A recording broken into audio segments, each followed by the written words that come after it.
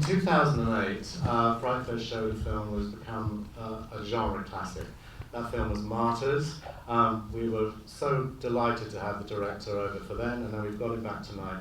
It's Pascal Laugier. Please give him a big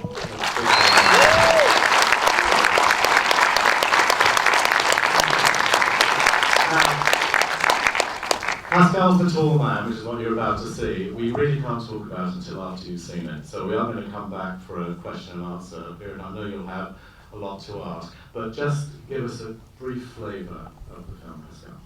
I wanted to do something really different from Martyrs, because I learned it from Ruggero Deodato.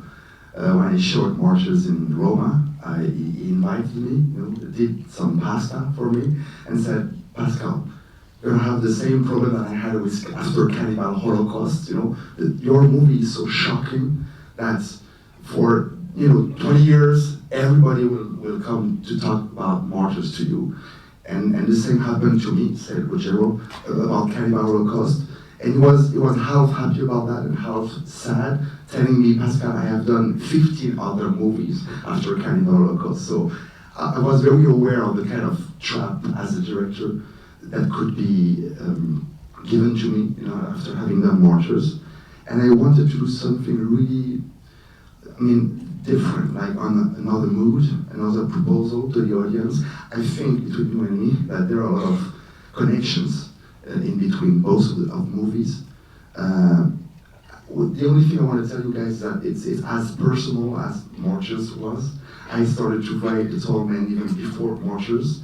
But after the commercial failure of my first movie, House of Voices, I knew I couldn't get the money to do a higher budget as The Tall Man. So I decided as an act of anger to do Martyrs.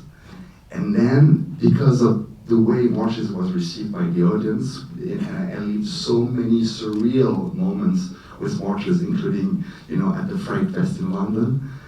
People coming to insult me, people coming to say they were very moved by the movie, that I felt something had been done and that I had to do something else. So I hope you enjoy The Tall Man. I hope it's going to be unexpected for you, like involving, surprising, fresh, and we'll talk about it after the screen. I was so surprised. Some of the reviews when it first came out in South by Southwest, I think. Yes, exactly. I read these reviews and I thought, I cannot believe this. I just don't. They did not get it. No. And when I saw it, I was completely swept away again by it. I thought it was just amazing. And you've just said that Jessica Biel watched Martyrs, and that's why she wanted to be. Was she the crucial element to getting the film financed? Oh yes, absolutely. She allowed the movie to get a budget that would be high enough. To be faithful to my original vision, because I wanted the movie to be lyrical and wide, with a vista. It's a very difficult film to talk about for people who haven't actually seen. Because I don't want to give anything away about this movie, but it's so cleverly written. Oh, thank you. Because you go through half the film thinking it's about one thing, and then of course it changes completely into something else. Yes. And it's almost a bit like Martyrs in a way, that you've sort of tried to do the same idea. Yeah. Was that always in your mind? Where did the idea come from? I always insisting, saying to the horror audience, well, it's very different. It's not Martyrs 2. It's not Martyrs the sequel, and it's true. But I'm insisting, doing this because I know that some of the gore fans, the horror fans of Martyrs, could be disappointed by The Tall Man, because it is. The tone is totally different. It's not even a horror film. I think it's a film. It's very difficult to put a label on. And that's exactly the way I wanted it to be. So you use horror cliches in a very clever way here by telling a completely different story. You conjure them up because that's what you're trying to do. It's almost like a sleight of hand trick that you're pulling. My biggest source of inspiration for The Tall Man was, very consciously, some of the Stephen King's books, like Dolores Claiborne or Jessie. Books that you have to read entirely to find out about the whole genre it belongs to.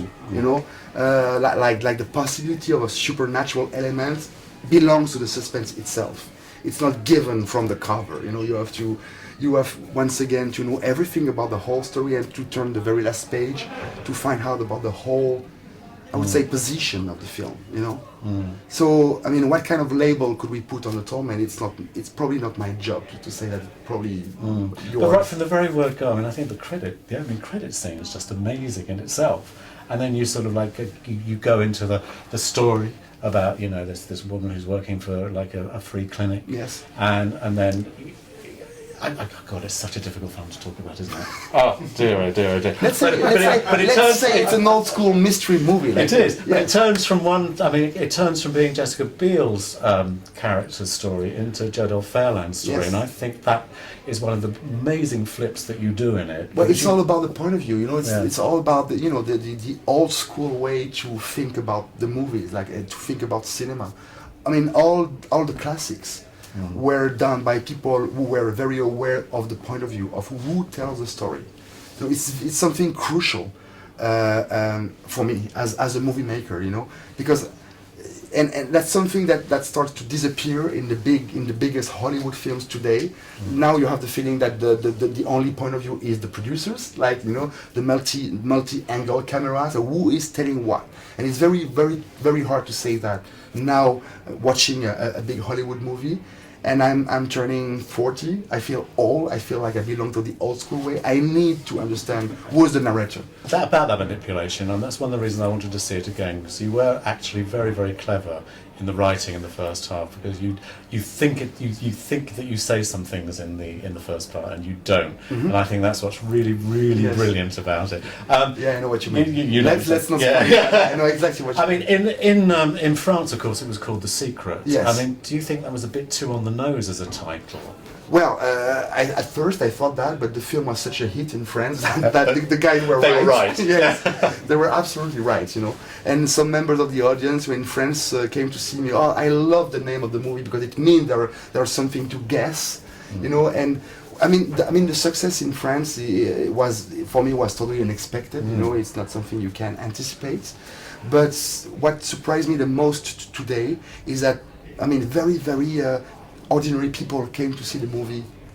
On a very simple level. Like, we want to do a good, suspenseful story that respects the audience, that gives us things to think about after we left the theater, and that's exactly what happened. Like in Paris, the film worked less than in the deep province. You can see that though, can't you? Because of the social element that comes towards the end. Yeah, people were just surprised by the movie, and I guess ordinary members of the audience, they still love, like me. We still like to be surprised, you know. Yeah.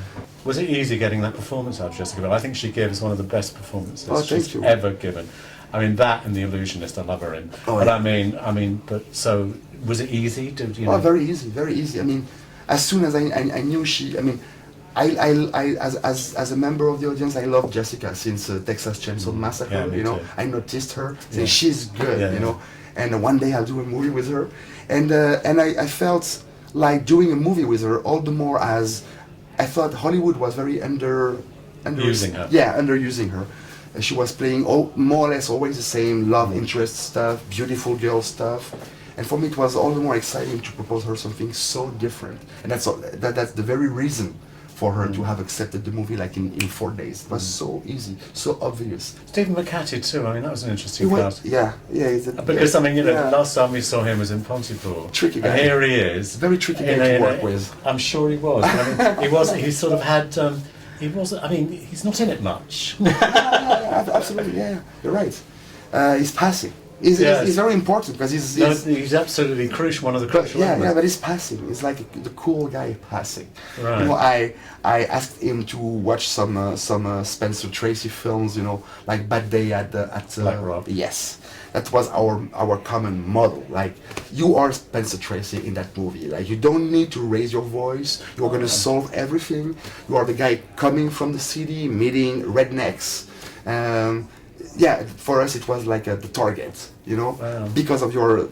I mean, Stephen has such a charisma, a natural charisma. Like, it's very impressive, and he reinforced the charisma by being able to be a bit grouchy with people. You know, I'm sure he tried to scare me as a director. Like, he tried to impress me, hardly answering my questions, hardly seeing me, you know, in the morning, and we did fight. we did have a serious argument, and after that was it, because it was like a physical test, you know. Yes. We were that close to fight each other physically, and he saw I wasn't scared, and from that moment we respected each other hugely. And since then we have worked again together. I did a TV series episode, a French-Canadian TV series. He was playing the president of the United States, and we worked again together, and he was an angel. He was an angel. So I guess it was an original test. Because I had 12 millions to do it, like 12 million euros, and in Martians I had 1.5,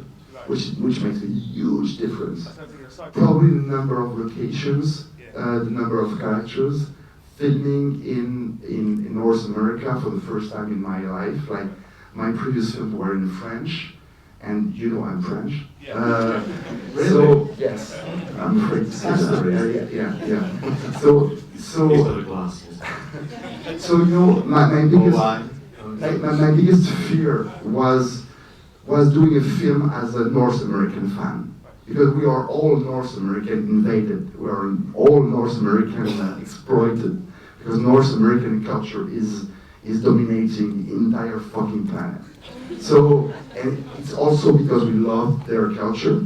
You know, we grew up watching American movies, and I did the same, you know. And I was very aware doing that movie that I was not American. I would never be North American. I feel too Frenchy, too European. And so the biggest trap for me was doing a fan film, like filming America as a pure act of admiration, fascination, without having, you know, any distance from it. And the movie I think is quite the opposite. It's a kind of tricky, intellectual European comment about the Western world. You know what I mean? So doing films in North America with American stars and blah blah blah.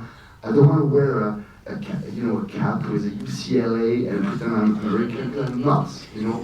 And so many young French guys, you know, having done a half French film, goes to Hollywood and they lose their souls, you know, filming shit, you know, I wonder who you mean. and of course I was proposed the same shit after Martyrs, you know, and you have to understand that shit pays.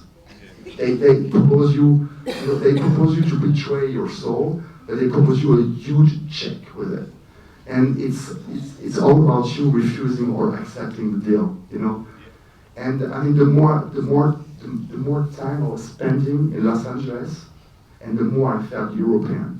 I was proposed to write and direct the sequel, but having the remake, having spent already 2 years on that gloomy story, you know, I felt it was enough.